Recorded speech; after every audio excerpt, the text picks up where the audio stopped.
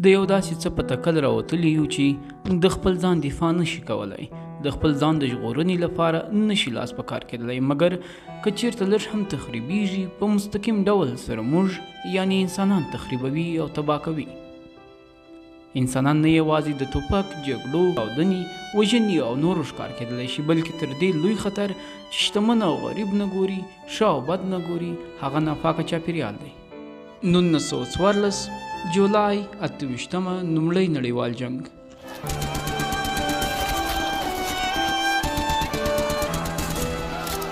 1919 سپتمبر اول دوهم نړیوال جنګ.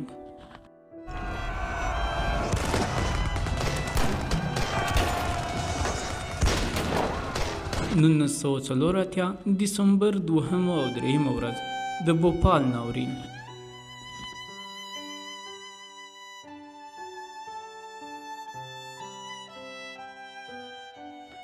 2019 ډسمبر 11 کووایډ 19.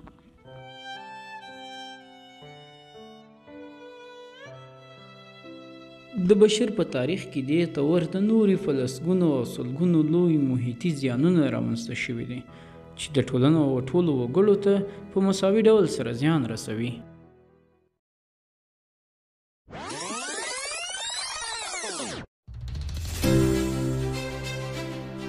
خو د داسې محیطي ناورینونو د حل او د بیا پیښېدو د مخنیوي په پار د 1902 د جون د 5 راپدې خوا هر کال په نړیواله سطحه د چاپېریال نړیواله ورځ لمانځل کیږي. ټول هغه شیان چې زموږ شاوخوا ته تر سترګو کیږي، که ژوندي موجودات دي او که غیر ژوندي، لکه اوبه، هوا، لمر، خاوره، ټول چاپېریال بلل کیږي. د چاپېریال د نړیوالې ورځې د لمانځنې څخه هدف دا ده تر څو محیط ته پیښېدونکي مشکلاتو د مخنیوي په پار په نړیواله سطحه پاملرنه وشي. همدا اوس زموږ اوبه، هوا او خاوره د ککړتیا له ګواښ سره مخ دي. د ځنګلونو سوځېدل، د شنو ساحو له منځه تلل، صنعتي فعالیت، ترانسپورت، فاضله مواد، هوایي صنعت او دې ته ورته نور عوامل زموږ د چاپېریال د ویجاړولو لامل کیږي.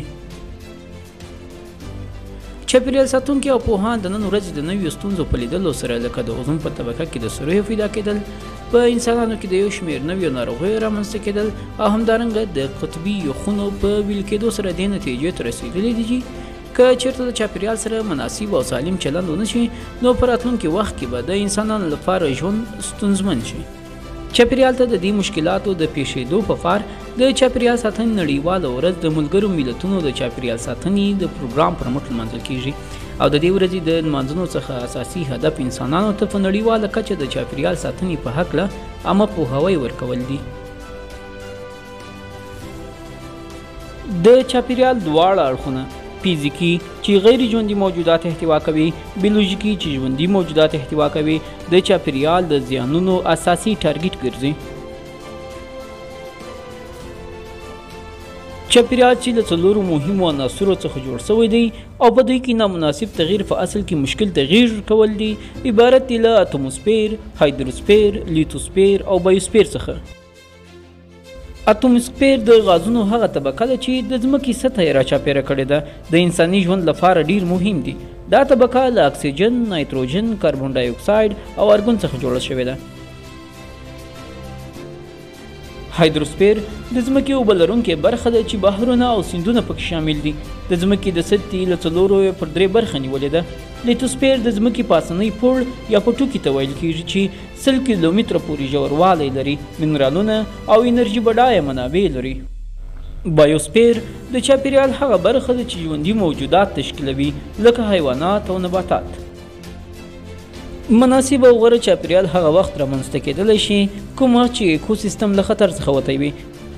ټول ژوندي او غیر ژوندي موجودات چې په یو ټاکلي ساحه کې ژوند کوي یو له بل سره متقابلې اړیکې لري او ترمنځ یې د موادو او انرژي جریان شتون لري، ایکوسیستم بلل کیږي.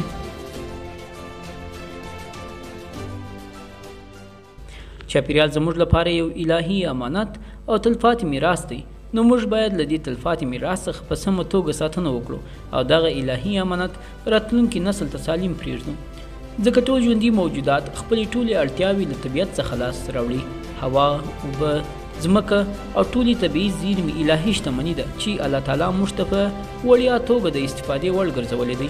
نو راځئ چې په ګډه سره د دغې الهي شتمنۍ څخه په سمه توګه استفاده وکړو. یو خو به مو له دغې الهي شتمنۍ څخه په سمه توګه ګټه اخیستې وي او بل به د چاپېریالي ستونزو او آفتونو څخه په راتلونکي کې په امان یو.